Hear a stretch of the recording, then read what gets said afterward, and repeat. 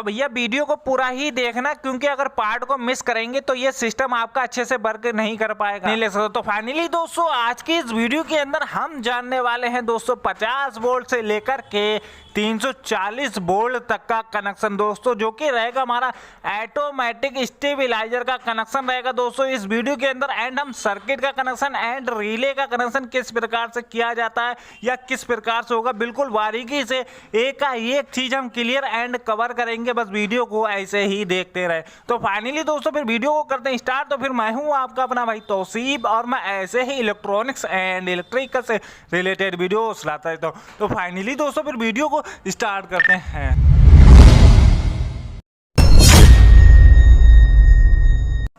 तो इनको क्या करते हैं हम यहाँ से जो है इनको पहले हटा लेते हैं।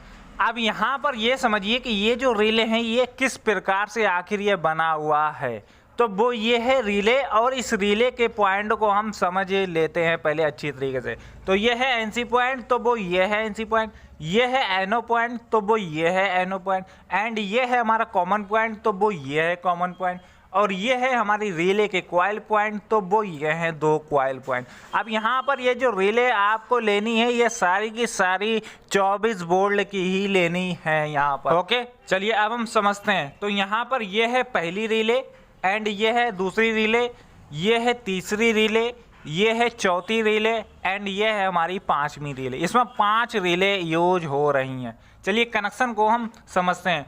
तो क्या करेंगे, पहली वाली रिले के एनो पॉइंट से और रिले नंबर 2 के कॉमन पॉइंट से हम शॉर्ट कर देंगे।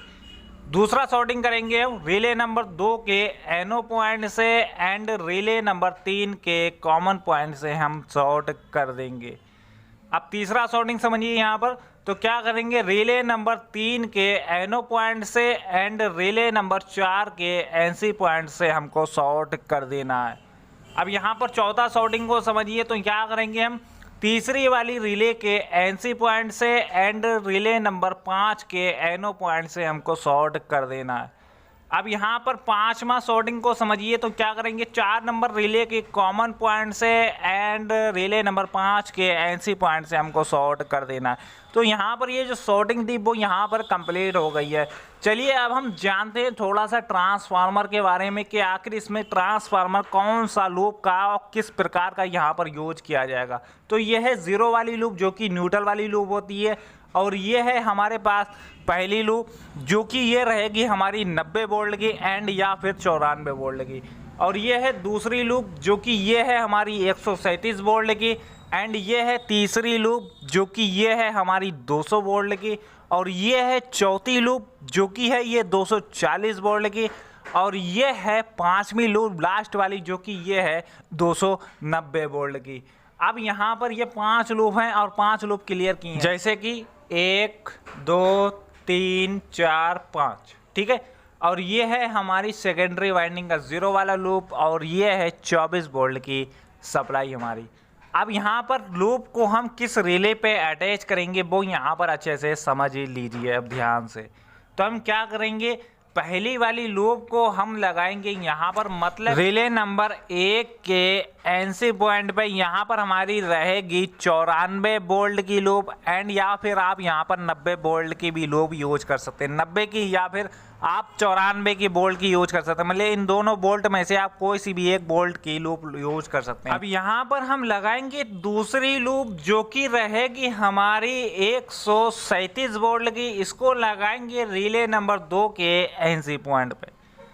अब ये है तीसरी लूप, मतलब कि तीसरी लूप हमारी रहेगी यहाँ पर अटैच होगी, मतलब कि ये है हमारी 200 वोल्ट की, इसको लगाएंगे रिले नंबर 3 के एनसी पॉइंट पे। अब है हमारे पास चौथी लूप जिसको हम लगाएंगे यहाँ पर, मतलब कि रिले नंबर 4 के एनो पॉइंट से कनेक्ट कर देंगे, ये रहेगी हमारी 240 वोल्ट की। तो मतलब कि 240 वोल्ट की लूप हमको लगाएंगे हम रिले नंबर 4 के एनो पॉइंट पे। अब हमारी पास है ये लास्ट वाली लूप जो कि ये है 290 वोल्ट की, इसको लगाएंगे रिले नंबर 4 के एनसी पॉइंट से कनेक्ट कर देंगे।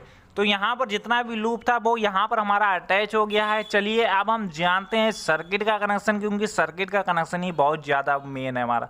तो यहाँ पर सर्किट का कनेक्शन को हम बिल्कुल बारीकी तरीके से क्लियर करेंगे, बस अच्छे से ही यहाँ पर अब समझना है। तो आपको क्या करना है, सबसे पहले यहाँ पर ये समझिए कि ये आपको हर रिले के दो वायर आपको निकाल लेना है, मतलब कि कॉइल पॉइंट से आपको दो वायर कनेक्ट करके अलग अलग निकाल लेना है इस प्रकार से। अब यहाँ पर ये दो वायर आपको कहाँ पर कनेक्ट करना है वो यहाँ पर आप अच्छे से समझ लीजिए। यहाँ पर तो जैसे कि यहाँ पर आप देख रहे हैं, ये यहाँ पर लिखा है टीटी, तो टीटी का मतलब वो ट्रांसफार्मर की सप्लाई, और यहाँ पर आप देख रहे हैं आरआर, तो आरआर का मतलब हुआ रिले के वायर यहाँ पर कनेक्ट होंगे। अब मान लेते हैं ये नंबरिंग नहीं मिली तो हमको कैसे क्या करना होगा, तो यहाँ पर अब हम समझ लेते हैं बिल्कुल बारीकी से।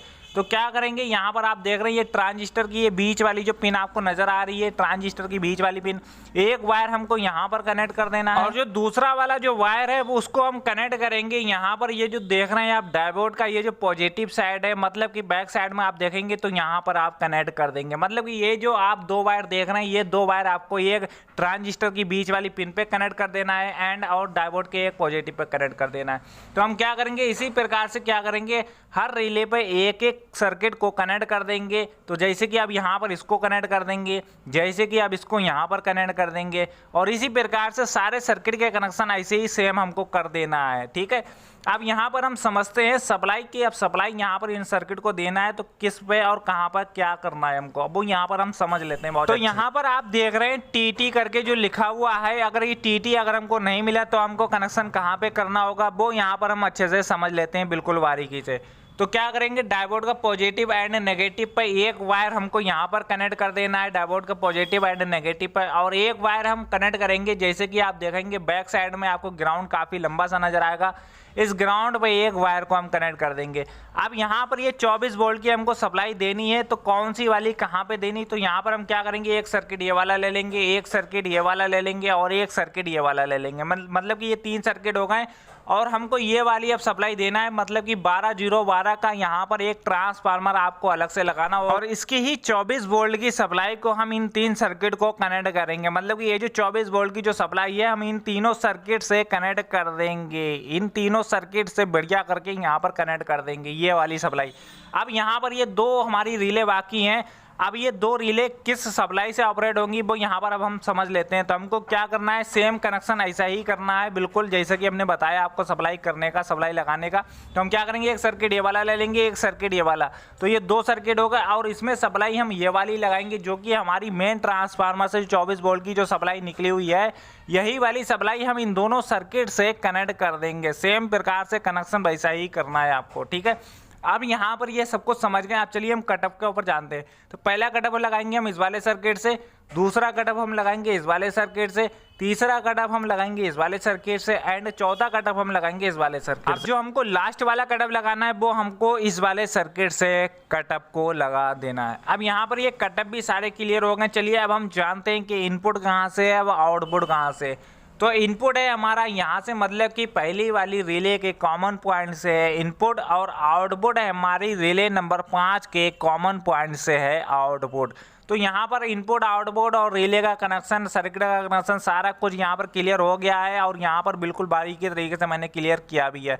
अगर भैया अगर अभी भी नहीं क्लियर हुआ होगा तो हमको जरूर बताना है, क्योंकि अगर ऐसा होगा तो हम क्या करेंगे, फिर एक प्रैक्टिकल वीडियो बनाएंगे और उस प्रैक्टिकल वीडियो में आपको क्लियर करेंगे कि आखिर ये किस प्रकार से प्रैक्टिकल में कनेक्शन होगा, मतलब कि किस प्रकार से ये फिर कनेक्शन हम करेंगे। तो यहाँ पर दोस्तों आपको एक चीज़ बिल्कुल बारीकी से एंड क्लियर मैंने की है, और आपका भी यहाँ पर क्लियर हुआ होगा दोस्तों। अगर दोस्तों कुछ भी ऐसा अधूरा रहेगा तो हमें कमेंट बॉक्स में जोर से बताना। दोस्तों ये वीडियो जरा सा भी अगर अच्छा लगा तो इस वीडियो को एंड लाइक करते जाना।